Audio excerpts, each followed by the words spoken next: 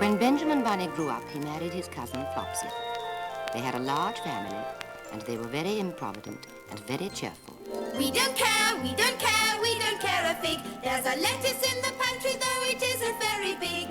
It won't last tomorrow, I'm sorry to say, but tomorrow is another day. So, we don't care, we don't care, we don't care a bit. Though we haven't any money, we could use it, I admit. We'll get some tomorrow, I'm happy to say, but tomorrow is another day. I don't remember the separate names of their children, but they were generally called the Flopsy Bunnies. One morning, Cousin Flopsy went to the larder. Benjamin, the larder is empty. Don't worry, Flopsy. I'll go and borrow some cabbages from your brother Peter Rabbit. He's got a nursery garden. Come on, Flopsy Bunnies. We don't care, we don't care, we don't care a jot. If there's nothing in the larder, Peter Rabbit's got the lot. I'll pay back tomorrow, I'm happy to say, but tomorrow is another day. So they set off across the fields to Peter Rabbit's nursery garden. I say, Peter, could I borrow some cabbages from you?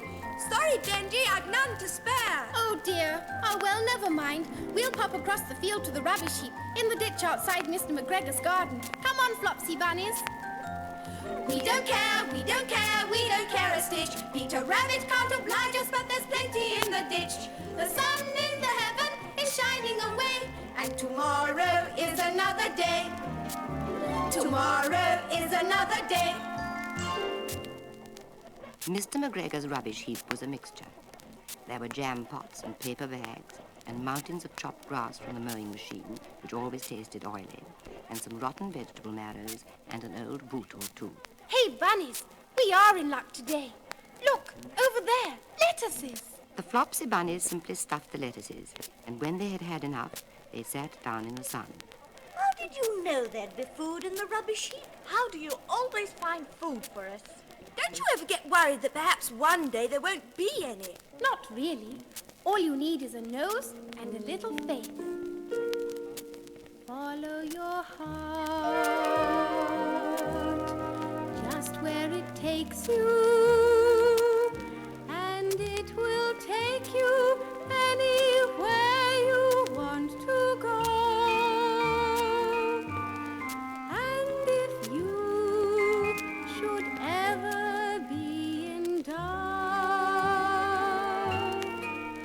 your heart will always find a simple way out.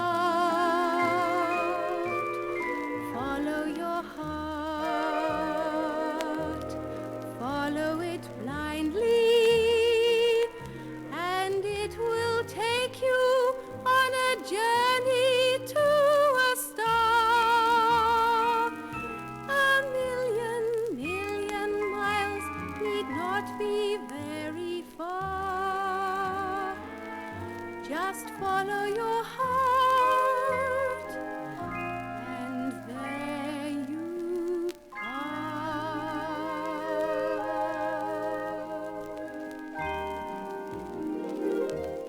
By degrees, one after another, they were overcome by slumber, and they laid down in the mown grass.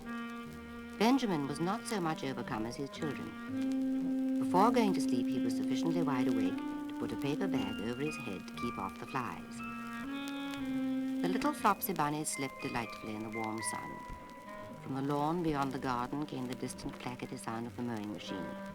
Blue bottles buzzed about the wall, and a little old mouse picked over the rubbish among the jam pots. I can tell you her name. She was called Thomasina Tittlemaus. She was a wood mouse with a long tail. She rustled across a paper bag and awakened Benjamin Bunny. Oh, I'm so sorry. I didn't mean to wake you up. Well, that's all right. Who are you?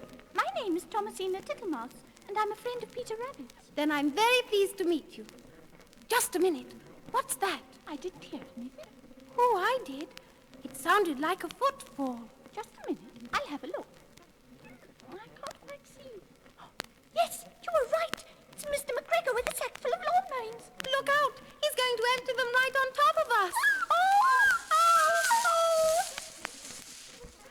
Benjamin shrank down under his paper bag. The mouse hid in the jam pot.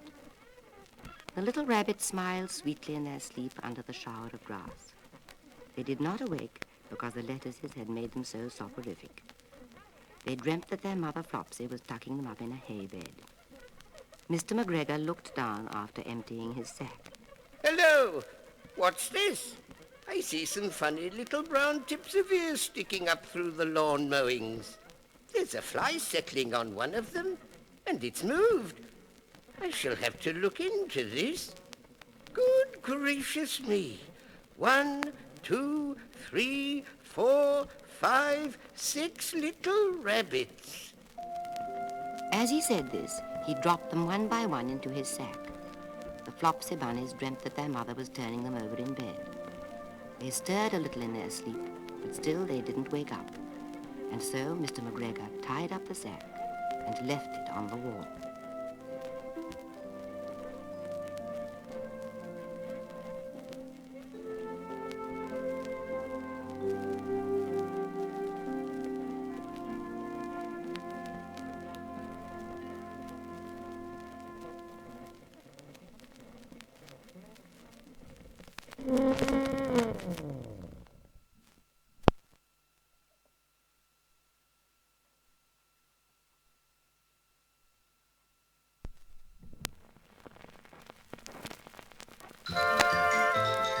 Meanwhile, Mrs. Flopsy Bunny was coming... Where have the Flopsy Bunnies gone? I searched for them high and low. Where did they go? Where have the Flopsy Bunnies gone? Where are the Flopsy Bunnies? I looked for them everywhere. They were not there. Could they be playing hide and seek somewhere out of sight? Maybe they've lost their way, I hope. Where have the Flopsy Bunnies gone? Where are the Flopsy Bunnies? The naughty things I love them, bunnies go. She came along the ditch past the rubbish heap. She looked suspiciously at the sack and wondered where everybody was. Then Thomasina Tittlemouse came out of the jam pot and Benjamin took the paper bag off his head. Benjamin, where are the children? Oh, Flopsy, it's awful. They're in that sack. Then we must get them out at once. Come along now, help me undo this string. Oh, but the knot is so tight, and my paws are not made for this sort of thing. I can't manage it either. Oh, what are we going to do? Don't worry. I think I have the solution.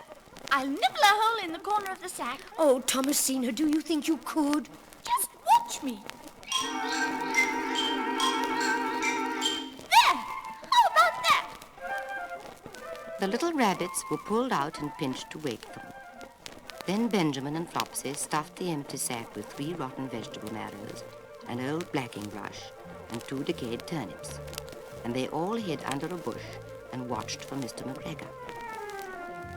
Mr. McGregor came back, picked up the sack, and carried it off. He carried it hanging down as if it were rather heavy. The Flopsy bunnies followed at a safe distance. Look at the way he's carrying that sack, banging and bashing about all over the place. It might have been us. It might have been us.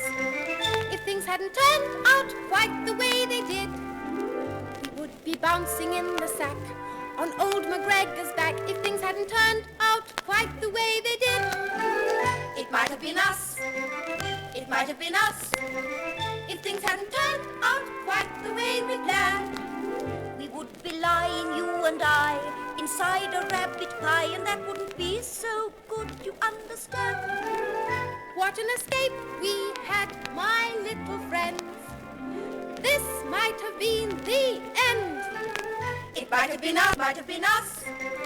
If things hadn't turned out quite the way they have, We would be finished, me and you, completely in the stew. if things hadn't turned out in the way, just the way, if things hadn't turned out just the way they have.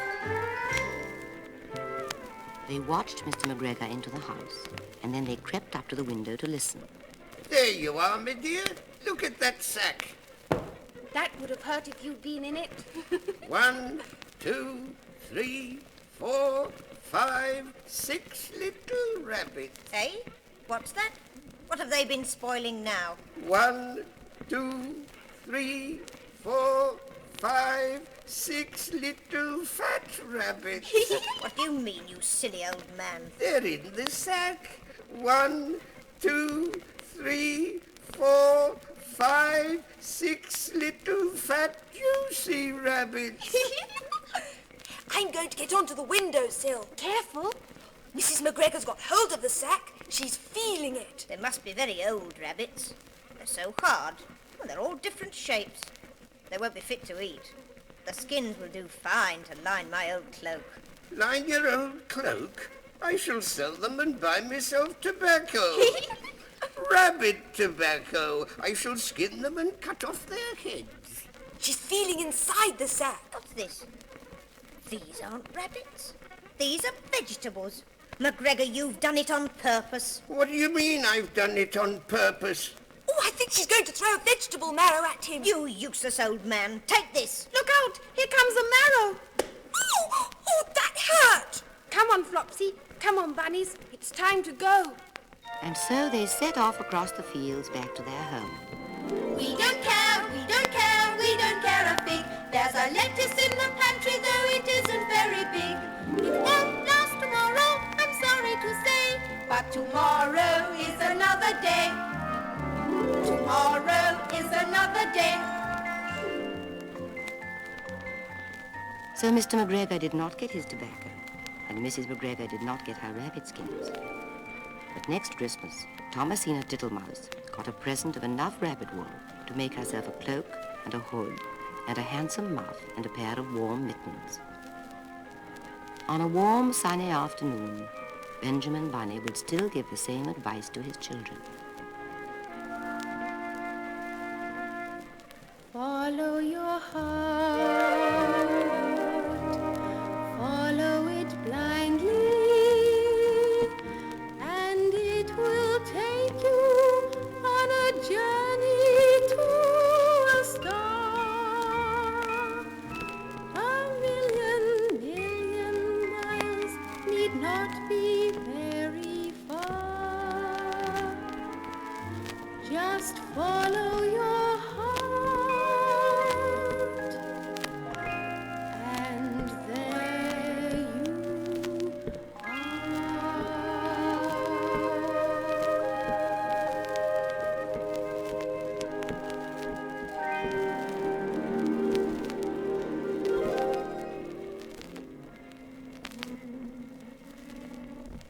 Mm-hmm.